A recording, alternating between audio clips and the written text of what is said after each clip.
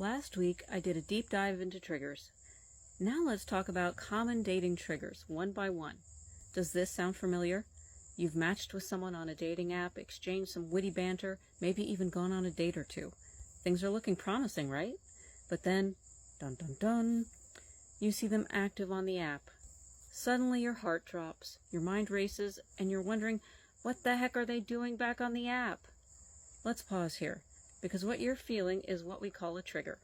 It's like an emotional tripwire. A trigger is when a neutral event, like seeing an almost stranger online, sparks a reaction that's way out of proportion. It's not really about what's happening now. It's about old wounds, fears, and insecurities from the past. Your brain is connecting the dots between today's situation and yesterday's pain, and suddenly you're living in the past instead of the present. But wait, it gets better. Ever catch yourself imagining a whole future with this person before you've even had that second date? That's called futurizing. You're jumping ahead to the happy ending, or the heartbreak, before you've even written the first chapter. It's like planning your wedding after one good text exchange. And let's talk about those unrealistic expectations. We've all been there. Setting the bar so high, it's basically in orbit. Why? Because those expectations can be a shield, a way to protect ourselves from getting hurt again. But here's the thing. They're also setting you up for disappointment.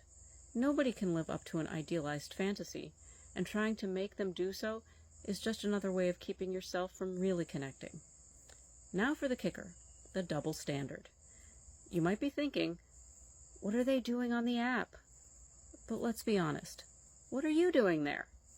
If you're checking to see if they're active, chances are you're active too.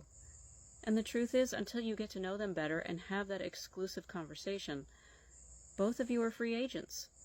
So next time you feel that trigger, notice how it feels in your body and breathe through it. Remember, it's not about them. It's about the beliefs you acquired from past experiences. Focus on the present, keep your expectations in check, and maybe, just maybe, put the phone down.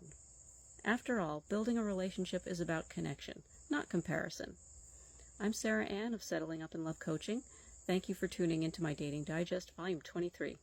And be sure to click on the link in my bio to register for my free online workshop happening September 11th, to master the art of smart swiping.